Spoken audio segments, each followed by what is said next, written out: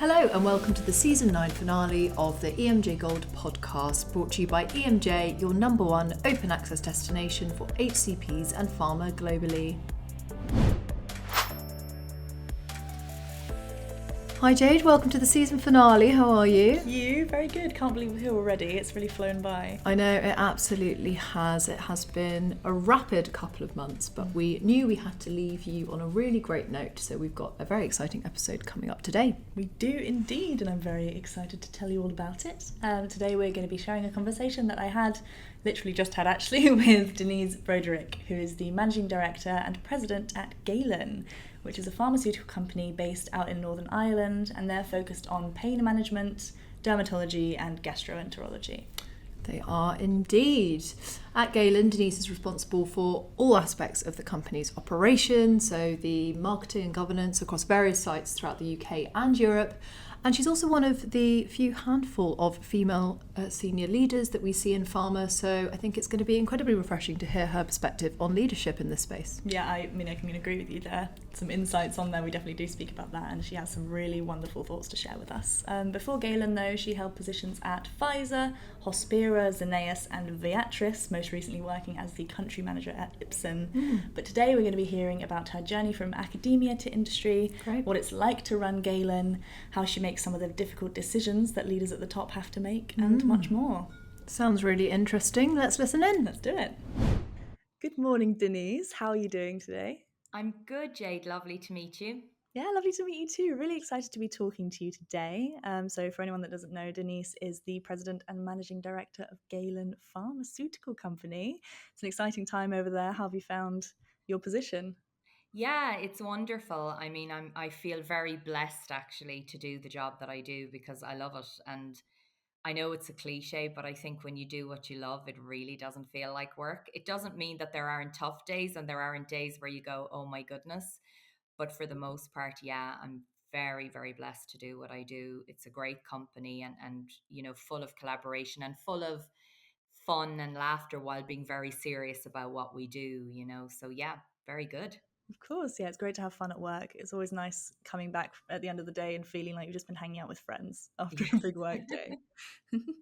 So looking back to before you even joined the pharmaceutical industry, I know obviously you come from academia, but what Yes. inspired you to make that move? And was it a difficult decision to take that change? I know you have quite a clear passion for research. Yes. So yes, I do. I mean, I did a degree in biochemistry and then went on to do a PhD in oncology and cancer genetics and really thought that my life was going to be research. I was passionate about science and passionate about the research side. And very soon, actually, into my doctorate, I started to realize that I couldn't see myself in a lab for the rest of my life. I loved the mentoring of students, doing tutorials, lecturing, because I did a lot of lecturing. I loved all of that side, but I didn't really like the day-to-day research aspect of it. And even actually during my doctorate, I loved the writing part. I loved the thesis part, which is different for a lot of students. But the day-to-day of the actual work, I began to very quickly realize that that wasn't aligned with my personality, I suppose, and who I was. And I couldn't see myself being passionate enough about it to stay. So then I started to expand my horizons, I suppose, and see, well, I know I have all these skills and I know I'm passionate about science. So where do I naturally fit in? I had a lot of friends that were going down the route of teaching and had gone on to do that, but I knew that wasn't my forte in terms of where I wanted to go. So business seemed like the next logical choice. And that's how it started. I put myself out there. I started my career as a sales rep, actually, in the hospital setting.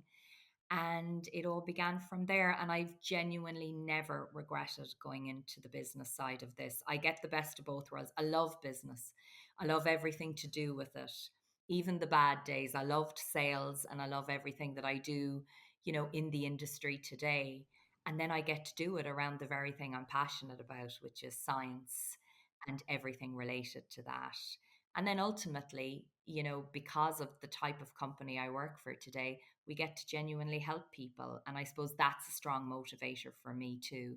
That's why research initially was something I was interested in, because eventually you hope to help people, Mm. So yeah. That all sounds really great. Do you ever miss your days on the sales floor at all? I imagine it's quite, getting that face to face contact with HCPs once you're in the door. Do you ever miss getting that interaction? No, because I still get to do it, because obviously the company, Galen, today is a sales and marketing focused company. I still get to go out with the key account managers. I still get to meet the customers. Only last week I was down with a key opinion leader. So the sales in me is always coming out, and that really positive interaction with customers, even if they're complaining. I never mind, actually, because it's a great way to engage with people and to find solutions. We talk a lot in Galen about being of extraordinary service to benefit others. And yeah, I just love the fact that I still get to do that on an ongoing basis, actually. So no, I don't miss it, because I still get to feed it. I still get to feed that part of me that gets excited about the sales. Oh, that's so wonderful to hear. It's great that, because you've got quite a high up position, it's great to see that you're still getting that day to day interaction. And really, I agree with you there, hearing the complaints. It lets you know what might be going wrong and what like small wins you might be missing just to make things easier for your customers. Yes.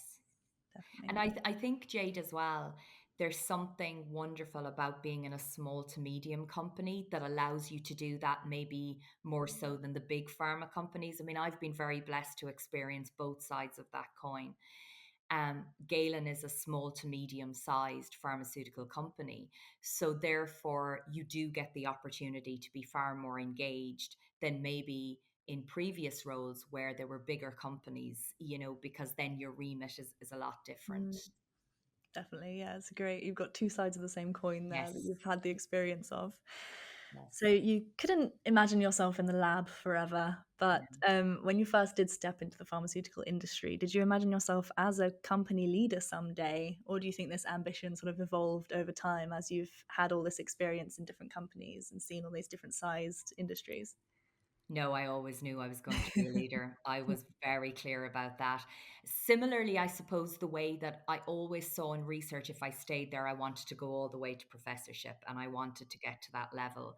I've been ambitious my whole life, even as a child. I wanted to be the best. And that was important to me, to kind of bring out the best in myself. So when I got into the business side, yeah, I make no apologies for the fact that I saw very clearly, I knew where I wanted to go. I didn't know how I was going to get there. That is the one thing I'm very open and honest about. I didn't know what way my journey was going to go. I didn't know the steps and the moves. And I've taken many different moves. I've gone sideways, I've gone up, I've gone down, I've gone back, I've gone forward, I've moved locations, I've lived in different geographies. I could never have anticipated how it was going to play out, but I always knew that the end goal would be something similar to where I am today. Wow, it's great to have that like end goal in sight and having that ambition right from the get-go. That's amazing. Do you Yes. have any key figures that come to mind thinking about anyone that's influenced you in your journey? There's an awful lot of people that have influenced me that other people wouldn't know. And I think for me, that's very much been my journey. I had some amazing mentors. I had some great, and still do, and had some great executive coaches and still do. So for me, it was really important from the start to surround myself with people that were doing this on a level that I wasn't yet at. And I remember even from my very early days when I started sales repping, I've been very fortunate through my career to work with people that were doing it for years and years before I started, and asking the questions and not being afraid to say, I really don't know what I'm doing here. Can you help me? And they were always so gracious with their time and their experience. So I think for me, yes, I could pick the cliches of, these leaders out there, but actually it's been a much more personal and intimate journey for me around who's inspired me along the way. And I also have to be honest and say I was equally as much inspired probably by the leaders that I experienced that I didn't consider did a great job, because they probably taught me in some ways a lot more of I really don't want to do that. If I'm ever blessed to lead people and lead an organization, I don't want to do it that way. I want to be fair, and I want to be consistent, and I want to be honest. And I want people to see that with me, what you see is what you get inside the job or outside of the job. I think that was really important for me. And that was modeled by some people, but not by many. Mm. That's a really great balanced mindset you've got there that I'm sure all your team at Galen are really appreciative of. I'm hoping you might have to ask them and get them on a podcast. They might have something very different to say, Jade. Definitely not. So speaking of Galen, I know you guys mainly operate out of Northern Ireland, Yes, which unfortunately isn't always seen as a pharma hotspot. What do you yes. think the advantages of being based out there are that outsiders might not realize looking at the island? Yeah. I think that's a great question, because I think Northern Ireland is so underrated in terms of business. We're in this fantastic hybrid space of being, in the position to trade with the EU and trade with the UK. And now more than ever, is that an advantage? Um, because Northern Ireland is a smaller pool, we actually have a really highly skilled for workforce to be able to pick from, because we invest, because obviously Galen is part of the wider Almac organization as well. We invest heavily in STEM, and in students, and with the universities in Northern Ireland. So there's always the opportunity, for a larger workforce, for giving people the opportunity to come in and work with us. And I think the great thing is, because Northern Ireland is that kind of smaller space, we actually are able to understand more, what's required, and what's needed, and probably the legacy we have. I mean, if you think about the fact that Galen is, 50 years old, was set up at a time where there wasn't a lot of industry in Northern Ireland. Sir Alan MacLay set it up with the vision of providing jobs in Northern Ireland. And that continues to be our legacy today, which we're really, really proud of. So I think it's a wonderful place to be situated, because we really do have that trade advantage and the really highly skilled workforce that we get to tap into. Absolutely. Yeah, I know the workforce is very skilled out there, as you mentioned. I Yes. think I read a stat a while ago, actually, that 75% of global medtech companies operating in Ireland, they really favour its R&D network there. So it's clear you've got such a talented pool of people there that it seems like farmers learning about tapping into, but maybe just needs a bit more encouragement from across the pond to really Yes. divest investment there. Yes, I absolutely agree. And I think as well, because of our close proximity to, the Republic of Ireland, and our close proximity to the UK, and being in that bubble, is so great, because we can leverage all of the experience we have of trading. And I think a lot of people actually look to that for experience and advice when they're unsure. I mean, we have a lot of companies, especially say American companies or wider global companies, that will come and seek advice. How do I do this in Europe? Is it different Europe to the UK? And because we actually operate in the UK and we operate in Europe, I mean, Galen have offices in Copenhagen. We've obviously got our Northern Ireland office, which is the UK office. We've got offices in Germany. We're able to provide them understanding of both sides, Brexit or not. It allows them to kind of see how to do this and do it effectively and efficiently. Some real expert advice I'm sure you're able to give there. Yes.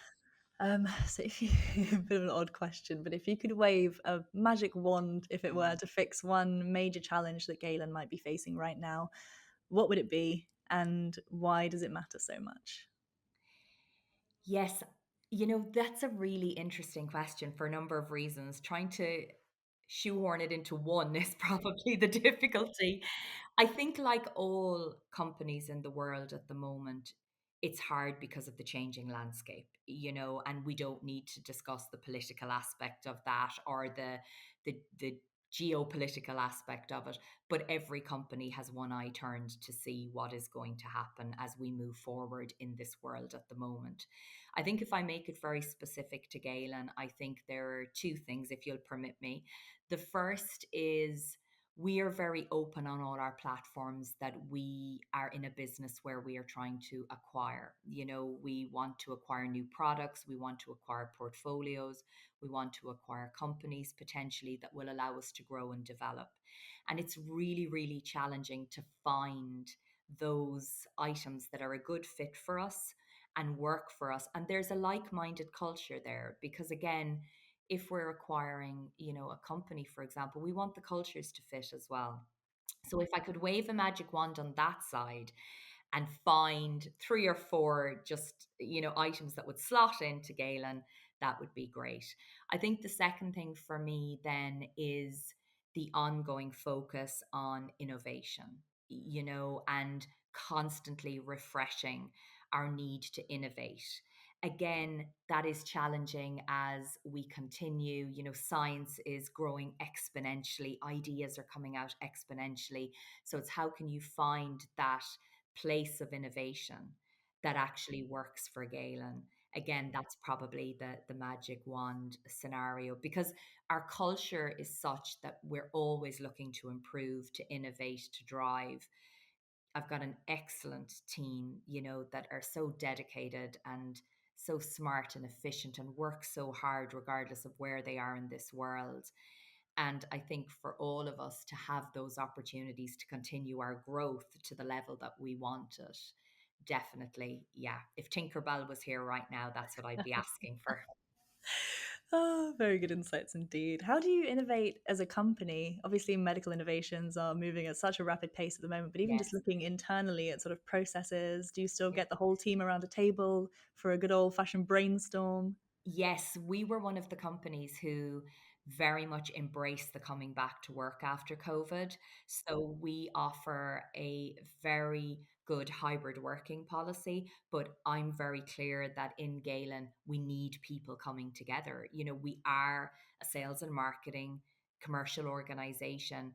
And while we all may do through COVID times, I believe there's nothing as powerful as people in a room with a whiteboard throwing out ideas, brainstorming, challenging each other, the laughter, the mirth, the chaos that always has to precede good ideas. So yes, we very much still advocate for that. And actually, we do try, once a year to get all of our salespeople together, regardless of where they're based. And then we really try to ensure throughout the year that the smaller teams are getting together in sales and marketing and all of the other divisions to make sure that those ideas are constantly being regenerated. It's great to see all that interaction there. I'd love to be a Yes. fly on the wall in one of those meetings.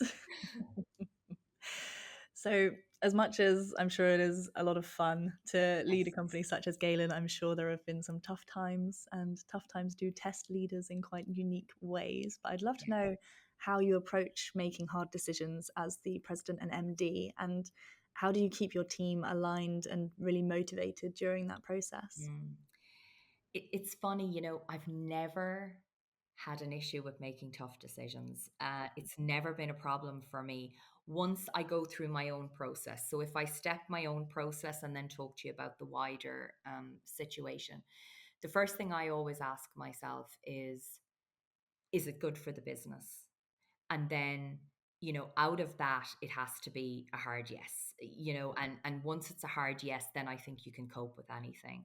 I've always lived as a leader by the, hard on the issue, soft on the person, because I do think kindness is so underrated in business. And I believe there is a real need for us to be kind. I mean, I've had to make some very tough decisions around people over the years, and I believe that you can still do it in a very kind and respectful way. It never has to be adversarial. Sometimes, unfortunately, it may turn that way, but I always try my best not for it not to be that.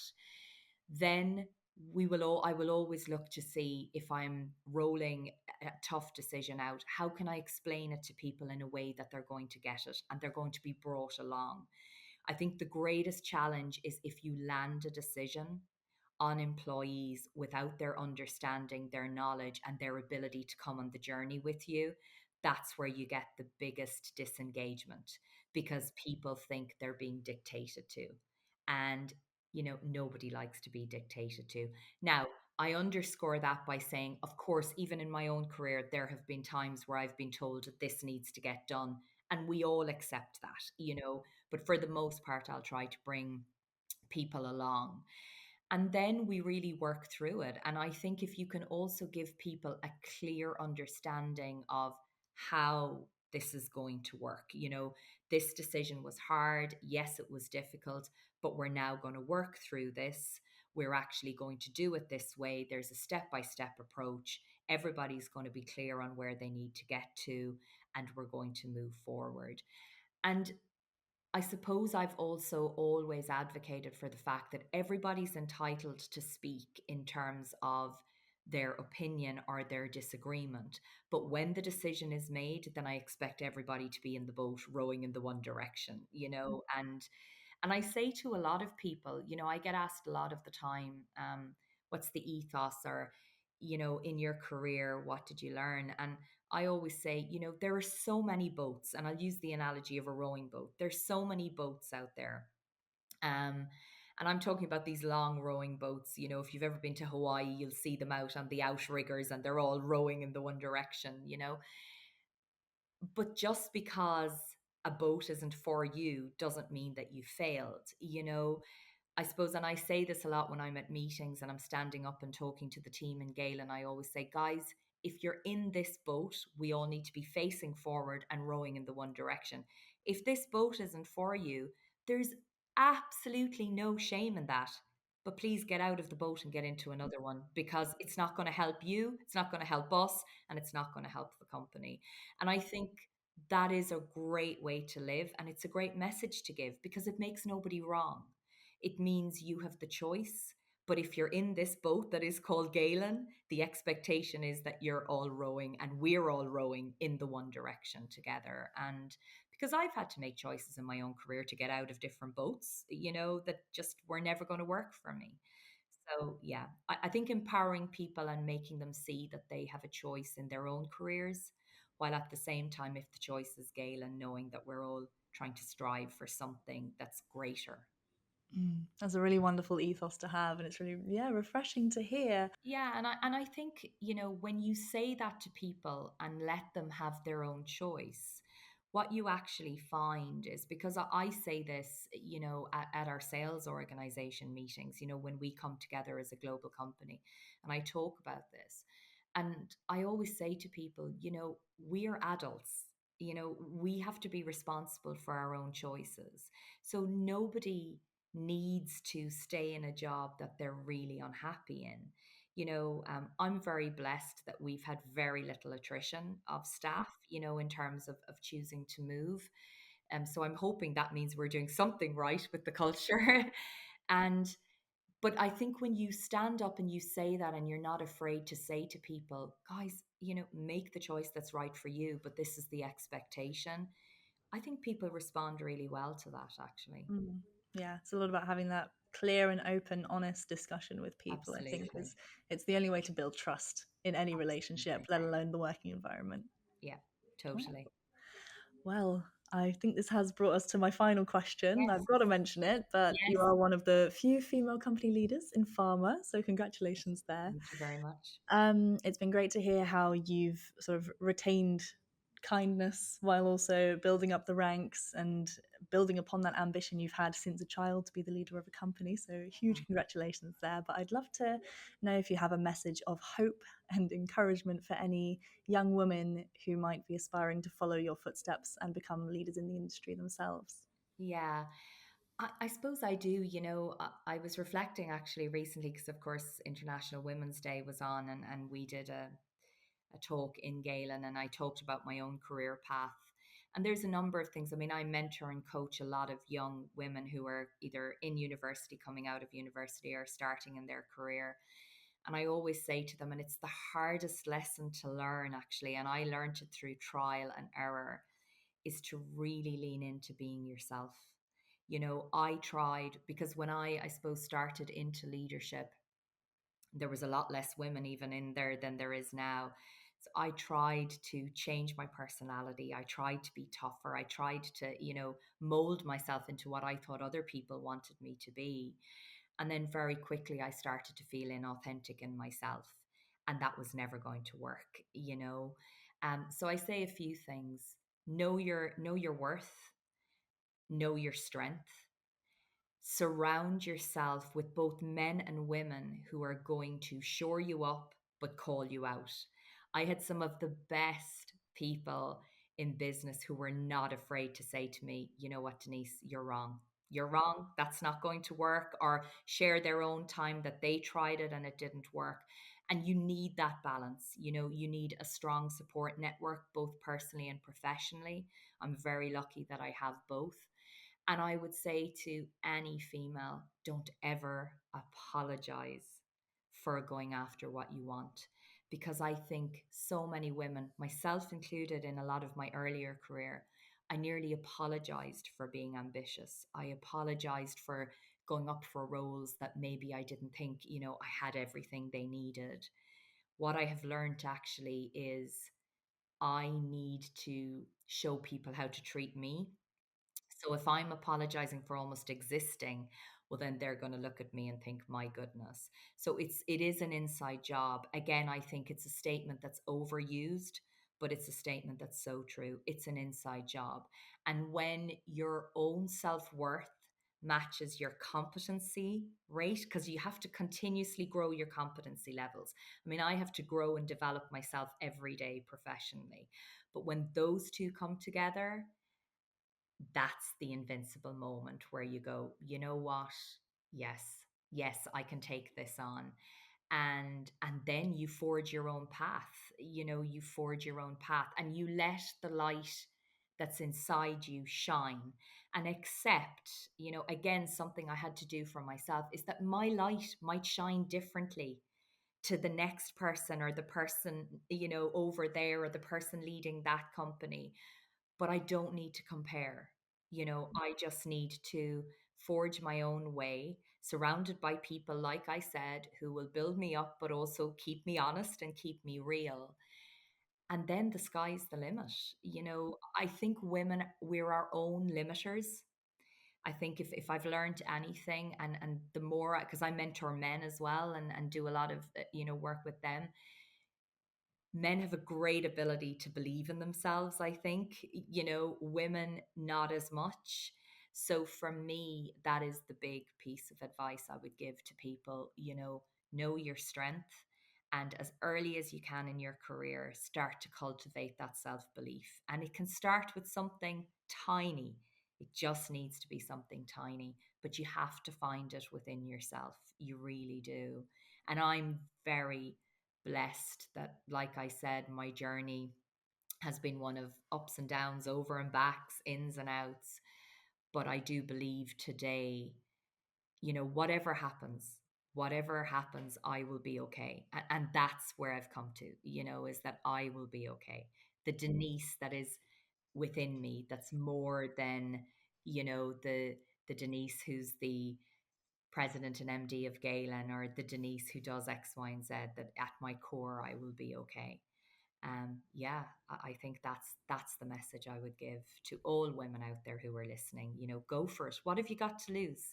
Go for it. What have you got to lose? Absolutely. What a powerful note to end on. Thank you so much. Hopefully anyone listening is feeling very empowered and inspired after hearing all of that. I know I for sure am. Thank you so much for coming to talk to me today. I've really, really enjoyed it, Denise. Oh, thank you, Jade. It's been a pleasure. Thank you for that, Jade. Really enjoyed listening in. Denise sounded really, really interesting. Would you be able to share your key highlight from the episode? Of course I can. I really enjoyed hearing that insider knowledge around the types of acquisitions and purchases companies make. They have to make the boat go faster, as Denise said, of course, but also really fit in with the culture of the company. So it's something that people do foster for a long time and try and build up. So getting that right, I understand, is really key there. Absolutely. I'm sure quite a tricky thing to get right as well. For me, I personally liked hearing about Denise's ambition to be a leader and how that's driven her throughout her life. Also interesting to hear about how she makes those difficult decisions. And most importantly, how kindness and compassion have stayed really at the heart of leadership for her. Yes, completely agree with you. They're really important for a leader. However, I do think that brings us to the end of the episode, and if you can believe it, the end of season 9. Absolutely. What a great note to end on. Thank you again, Jade. Huge thank you to Denise for joining us, and thank you to all of you. I've really enjoyed this season. It's been one of our strongest so far, I think. Agreed. Loved all the guests, so a real pleasure. Absolutely. Do be sure to tune in next season for more insights from great leaders from pharma. As Isabel mentioned, we're going to be back after a short break with season 10, if you can believe it. But until then, it's bye from us. Bye.